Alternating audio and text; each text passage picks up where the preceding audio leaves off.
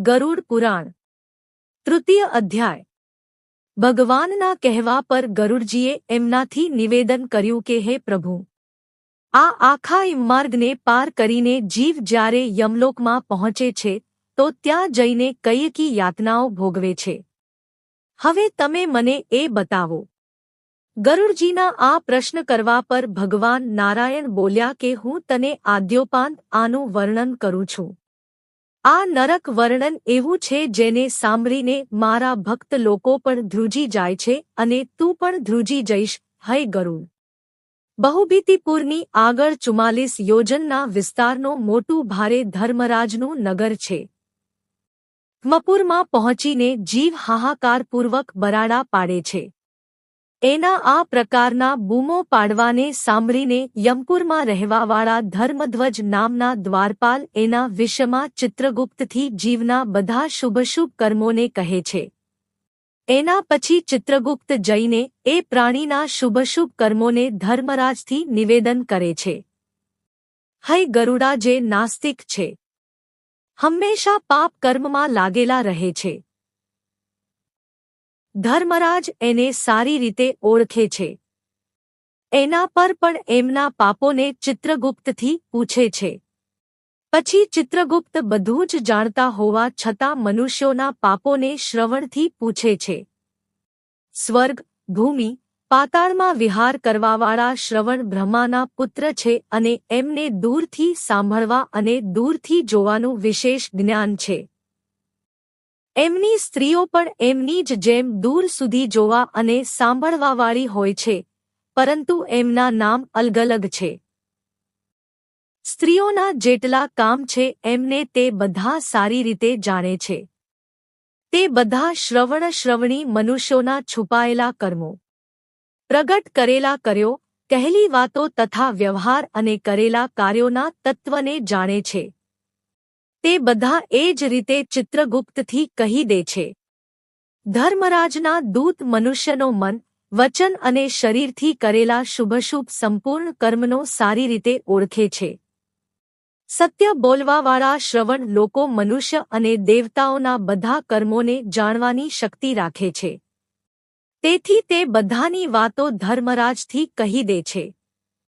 પરંતુ વ્રત, દાન તથા સત્ય વગેરે વ્યવહારોથી જે ભક્ત મનુષ્ય એમને પ્રસન્ન કરે છે, એમના માટે તેઓ સ્વર્ગ અને મોક્ષને આપવાવાળા છે। તેઓ સત્યવાદી શ્રવણ પાપીઓના પાપકર્મને જાણીને ધર્મરાજની સામે કહીને પાપીઓ માટે દુઃખદાયી હોય છે।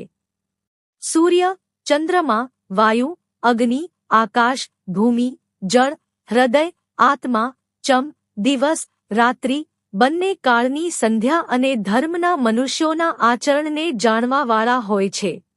ધર્મરાજ, ચિત્રગુપ્ત, યમરાજ, શ્રવણ અને સૂર્ય વગેરે દેવતા છે, આ શરીરમાં રહીને બધા પ્રકારના પાપ અને પુણ્યને જોતા રહે છે।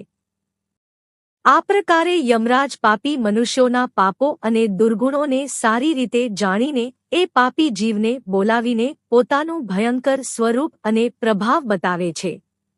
તે પાપી પ્રાણી દંડ હાથમાં લઈને ખૂબ લાંબા શરીરવાળા ભેંસની ઉપર બેઠેલા ચમરાજના ભયંકર સ્વરૂપને જુએ છે।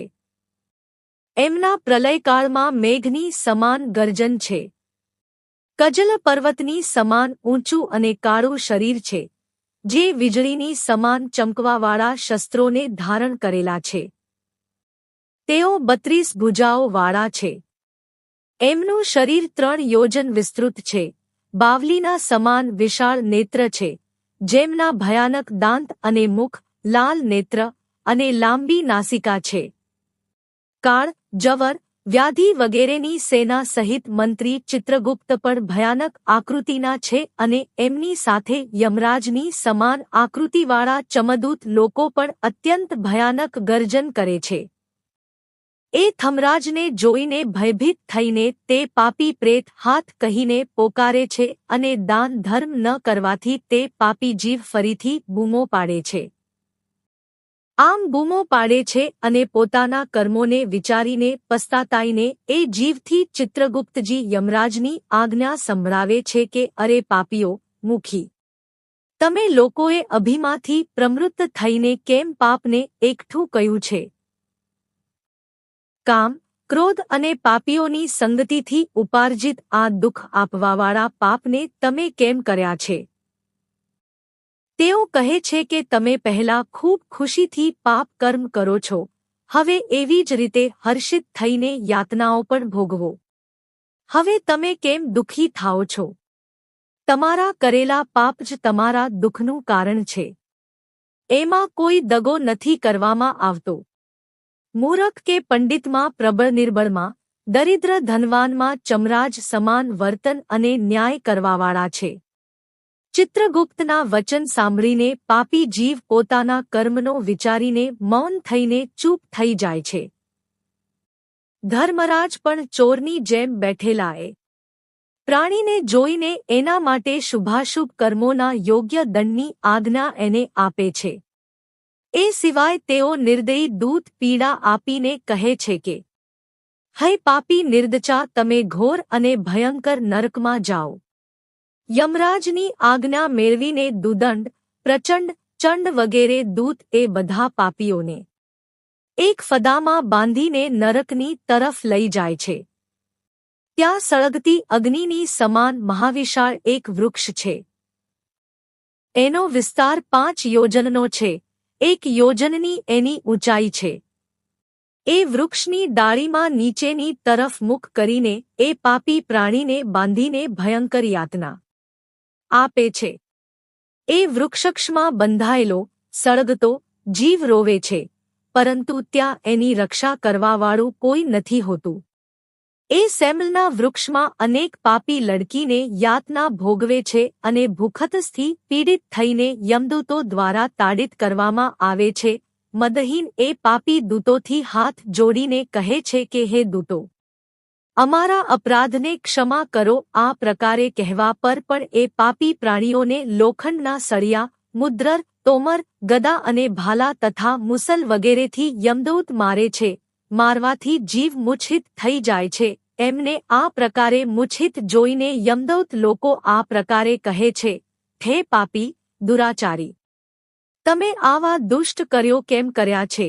તરસ્યાને પાણી પીવડાવવું, ભૂખ્યાને અન્ન આપવું વગેરે સરળ કામ તમે કેમ ના કર્યા?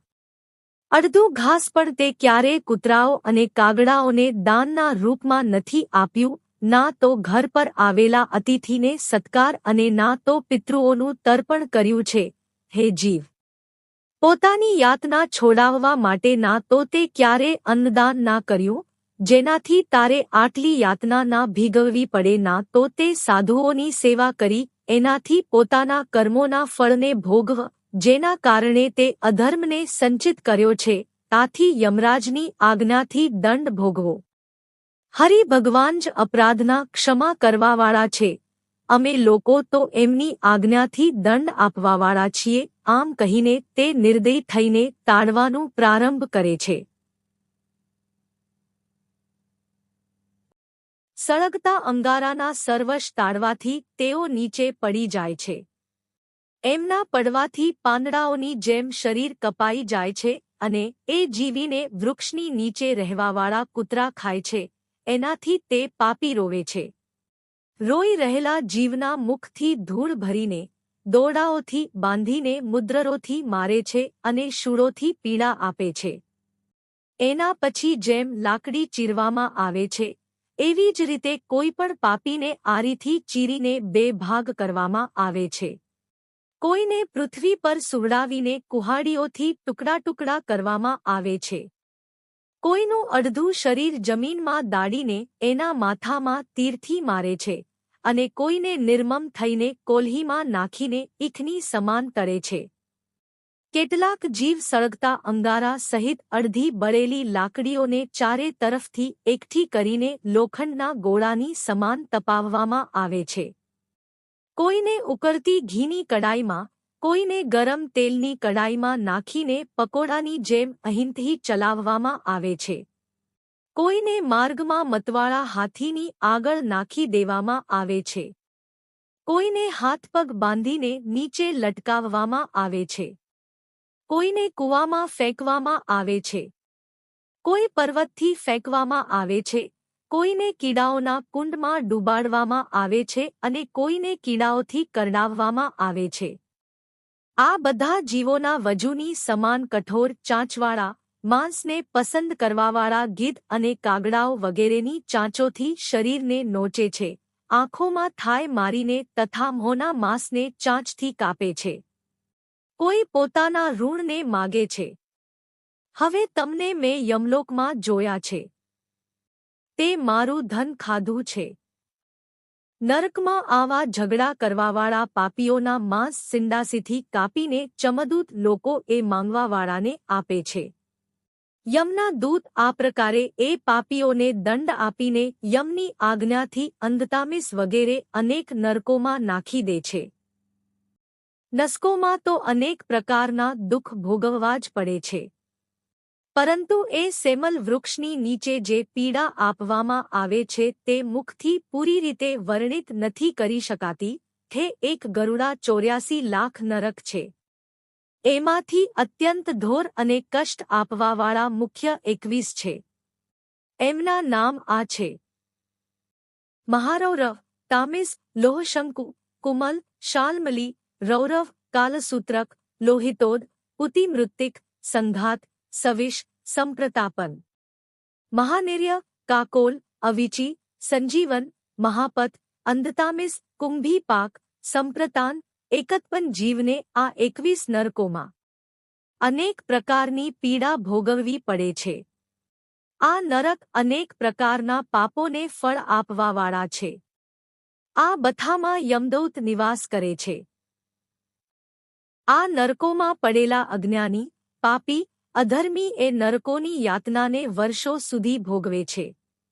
તામિસ, મહાપત, અંધતામિસ અને રૌરવાદિક જેટલા નરક છે, એમનો ભોગ સ્ત્રી પુરુષના સંયોગવાળા પાપથી ભોગવવો પડે છે. આ પ્રકારે કુટુંબીઓનું પાલન કરવાવાળા અલગ થાય છે અને કુટુંબનું પાલન ન કરીને પોતાનું પેટ ભરાવાળા પાપી આ લોકમાં કુટુંબ અને શરીર બંનેને છોડીને પરલોકમાં જઈને આ પ્રકારે યાતના સહન કરે છે. એમના પાપનો ઘડો ભરાઈ ચૂક્યો હોય છે અને આ બધા એના ફળ ભોગવે છે.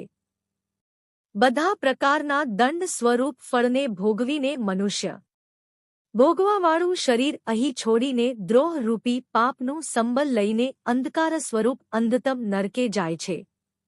કેટલાક એવા છે જે ફક્ત અધર્મથી જ કુટુંબ પાલન માટે તૈયાર રહે છે. જે જીવ અને ઘોર અંધકારના સ્થાન અંધતામિસન નરકને જાય છે. જેને મનુષ્ય લોકમાં જન્મ મળે છે તે પહેલા યાતનાઓને ભોગવીને પછી પવિત્ર ભૂલોકમાં આવે છે. આ રીતે યમલોકનું આ સ્વરૂપ અત્યંત ભયાનક છે.